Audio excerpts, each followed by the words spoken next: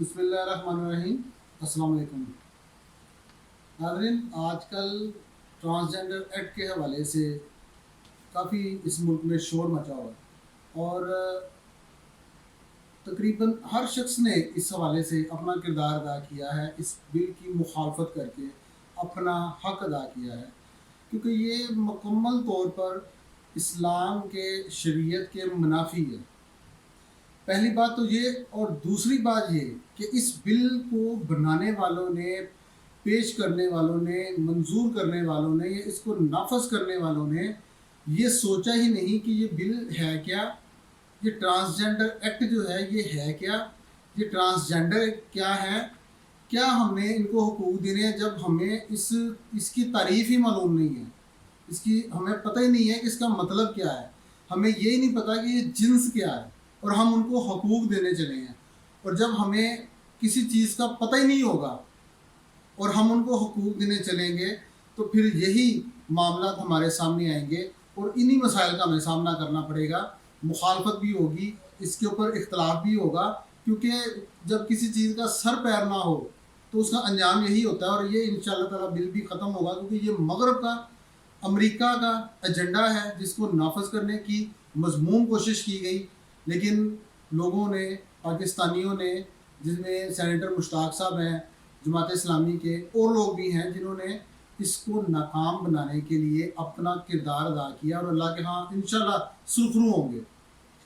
میں تھوڑا سا اس کا مفہوم اور لب لباب تھوڑی سی ہسٹری بتا دیتا ہوں، اس کے بعد ایک سلسلہ شروع کریں گے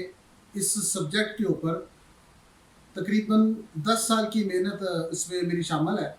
تو جو میری ریسرچ ہے ان کے اوپر، تو اس کے اوپر بات کریں گے اور تفصیل کے ساتھ مختلف ایپیسوڈ کی صورت میں آپ تک میں ان کی جو معاملات ہیں وہ پہنچاؤں گا کہ حقائق کیا ہیں، یہ ٹرانسجنڈرز کیا ہیں اور یہ ان کو حقوق کیسے دینے ہیں۔ تھوڑا سا خاکہ بیان کر دیتا ہوں ٹرانسجنڈر ایکٹ کے بارے میں، کہ 25 ستمبر 2012 کو سپریم کورٹ نے یہ فیصلہ دیا تھا، اور اس قانون میں یہ کہا گیا تھا کہ خواجہ صاحب کو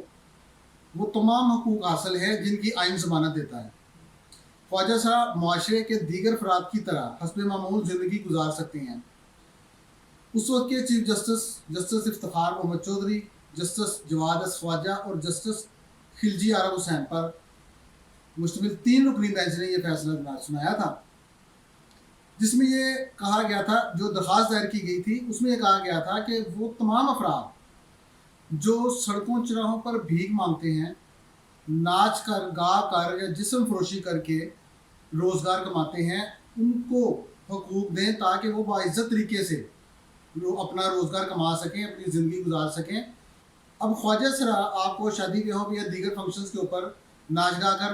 پیسے اکٹھے کرتے نظر آئیں گے، یا سڑکوں کے اوپر وہ بھیک مانگ کر اپنا گزارا کرتے ہیں، تو یہ قانون ان پر بھی اسی طرح اپلائی ہوتا تھا کہ ان کو بھی حقوق دیے جائیں۔ سماعت کے دوران چیف جسٹس نے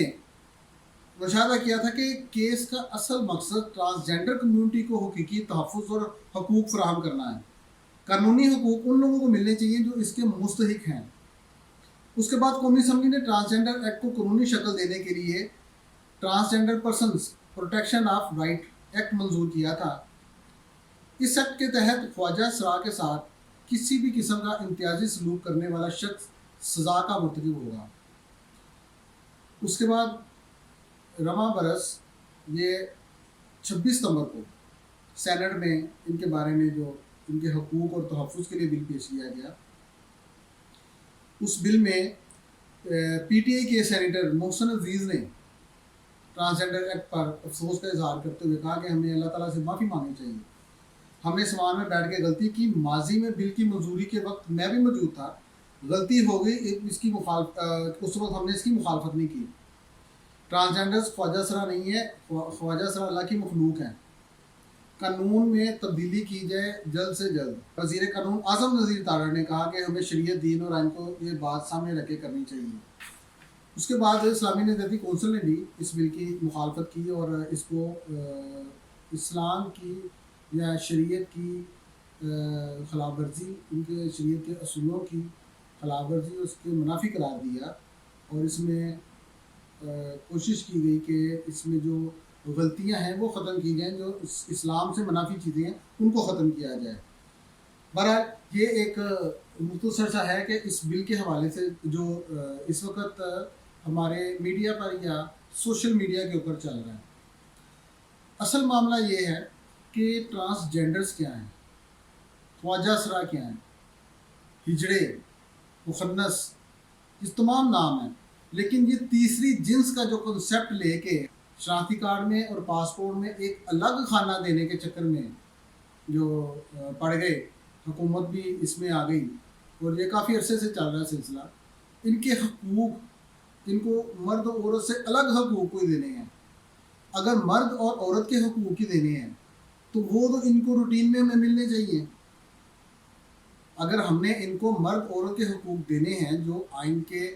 طریقہ کار کے مطابق مرد اور عورت پاکستان میں، چاہے وہ مسلمان ہیں چاہے وہ غیر مسلم ہیں، اس کو تحفظ بھی حاصل ہے، حقوق بھی حاصل ہیں، تو ان کو بھی انہی قوانین کے تحت تحفظ بھی ملے گا۔ اگر ہم ان کو تیسری جنس کہتے ہیں، اگر ان کا شناختی کارڈ میں الگ خانہ بناتے ہیں، اگر ان کا پاسپورٹ پہ الگ خانہ بناتی ہیں جس طرح امریکہ اور پورے یورپ نے کیا ہوگا، تو پھر یہ نہ مرد ہے نہ عورت ہے، یہ تیسری مخلوق ہے جو اسلام میں نہیں۔ اسلام میں مرد ہے یا عورت ہے۔ بہرحال یہ ایک بہت بڑا چیپٹر ہے، بہت بڑا موضوع ہے، اس کو سمیٹنے میں یہ ایک دو پروگراموں میں اس کو ہم نہیں سمیٹ سکتے۔ اس کے اوپر ایک پوری سیریز بنائیں گے اور آپ تک پہنچائیں گے تاکہ سب کو اس کے حوالے سے آگاہی مل سکے، اور ایک سلسلہ شروع کریں گے آپ تک پہنچانے کے لیے۔ اس میں ہم تمام تفصیلات جو ہیں، خواجہ سرا ہیں، ہجڑے ہیں، ٹرانسجینڈرز ہیں، مخنث ہیں، یہ کیا ہیں، کیا ہونے چاہیے، پیدائشی کون ہے، بعد میں کون بنا، اگر کوئی مرد پیدا ہوا تو وہ عورت کا روپ دھارتا ہے، یہ جو 2 نمبر خسرے، ہجڑے، یہ جو اس وقت ہمارے معاشرے میں برادری پھیلا رہے ہیں، مکمل تفصیلات سے آپ کو انشاءاللہ آگاہ کریں گے۔ آج تک کے لیے اتنا ہی، اگلے پروگرام کے لیے اجازت دیجیے۔ اللہ حافظ۔